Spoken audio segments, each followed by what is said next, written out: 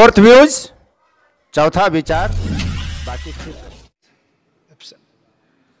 श्री अभय कुमार सिन्हा जी। अभय कुमार सिन्हा जी। धन्यवाद सभापति महोदय। महामहिम राष्ट्रपति महोदय के धन्यवाद प्रस्ताव की चर्चा में आपने हमें बोलने का समय दिया, इसके लिए आपको धन्यवाद देता हूं महोदय।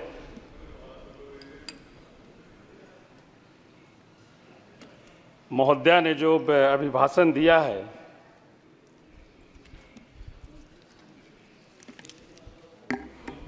जिसमें केवल कागजों में सरकार का बखान है महोदय, धरातल पर असलियत कुछ और ही है। महोदय, मैं कहना चाहूँगा,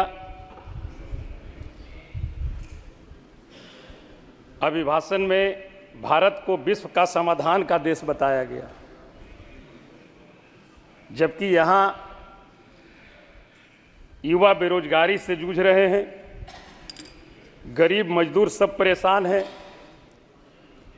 किसान आत्मदाह कर रहे हैं। किसानों की आय दुगना करने की बात जुमला रही, हर पेपर लीक हो रही है महोदय, हमारे छात्र परेशान हैं। जीएसटी से छोटे छोटे किसान, छोटे छोटे व्यापारी, मध्य व्यापारी परेशान हैं। पहले अपने देश की समस्या, जो विकट समस्या है, ये अगर समाधान हो जाए सरकार के माध्यम से तो मैं समझता हूं कि बहुत ही अच्छा रहेगा। महोदय, महामहिम महोदया जी के अभिभाषण में बिहार राज्य का कोई जिक्र तक के नहीं है, जबकि बिहार की बैसाखी के सहारे ये सरकार चल रही है महोदय, कहीं पर भी कोई जिक्र नहीं। बिहार में रोजगार का अभाव है महोदय, जबकि बिहार राज्य में ऐसे संसाधन हैं जो रोजगार का सृजन कर सकते हैं, लेकिन न तो राज्य सरकार उस पर ध्यान दे रही है और न ही केंद्र सरकार ध्यान दे रही है। सभापति महोदय, बेरोजगारी से हमारे युवा परेशान हैं, और महोदय मैं धन्यवाद देना चाहता हूं, जब बिहार में महागठबंधन की सरकार 17 महीने चली तो तेजस्वी प्रसाद यादव जी के प्रयास से 5.5 लाख बिहार में युवाओं को नौकरी देने का काम किया गया था महोदय।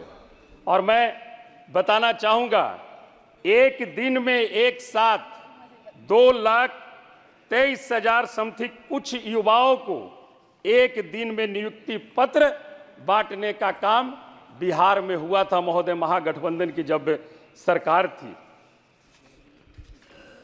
माननीय सभापति महोदय, मेरा अनुरोध है कि बिहार के हालात को देखते हुए विशेष राज्य का दर्जा देकर आर्थिक पैकेज दिया जाए। हमारे माननीय बिहार के मुख्यमंत्री जी का ये बहुत पुराना मांग है कि बिहार को विशेष राज्य का दर्जा दिया जाए।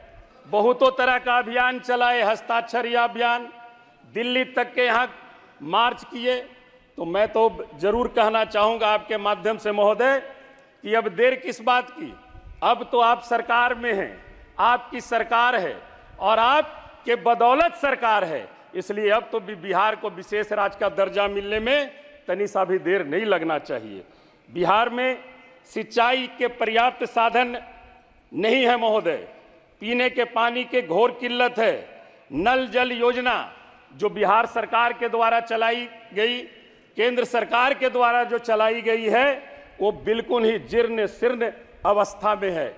पानी का लेवल हमारे बिहार में और कुछ जिला जो औरंगाबाद पहाड़ी इलाका है, औरंगाबाद है, गया है, सासाराम है, लेवल करीब 200 से 300 फीट नीचे चला गया है।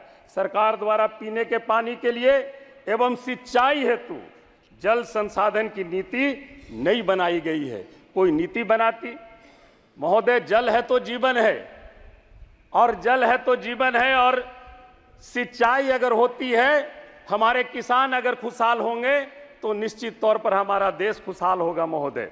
इसलिए हमारी आपसे आग्रह होगी कि जल संसाधन विभाग एक नीति बना करके सिंचाई के लिए और पेयजल की संकट को दूर करने के लिए एक नीति बना करके राज्य सरकार में निश्चित तौर पर उसको भेजने का काम करे।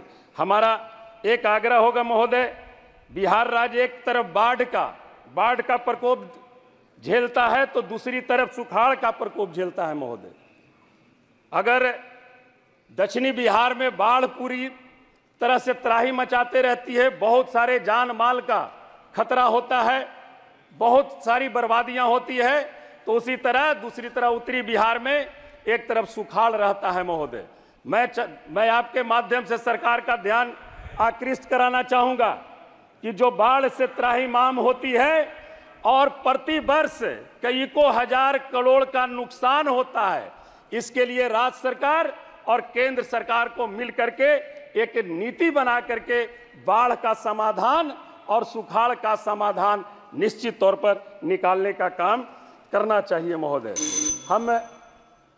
हमारे के यहाँ कोई स्पीकर नहीं है महोदय, हमारा 8 मिनट टाइम है।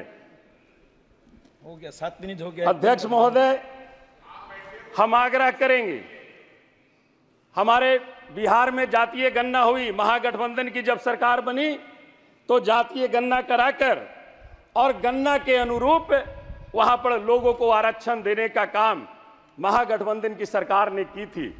लेकिन महोदय वहां पर हाई कोर्ट कर करके, सुप्रीम कोर्ट कर करके उस आरक्षण को समाप्त कर दिया गया है, सरकार पुनः फिर गई है। हम आग्रह करेंगे इस सरकार से कि देश में जातीय जनगणना कराकर जातीय गणना के अनुरूप आरक्षण की व्यवस्था करे।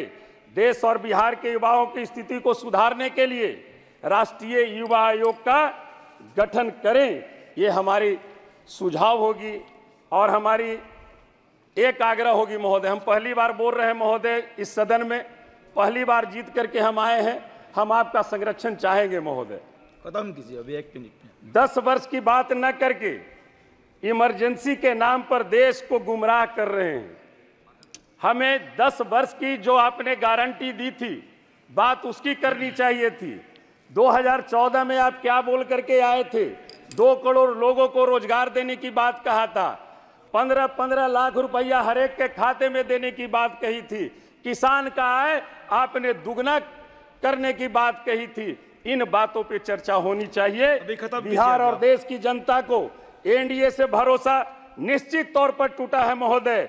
यही कारण है कि देश ने मोदी जी की गारंटी को नकारने का काम किया है और 370 सीट और 400 पार की जो बात एनडीए करती थी उसे 240 और 300 के नीचे ला करके खड़ा किया है।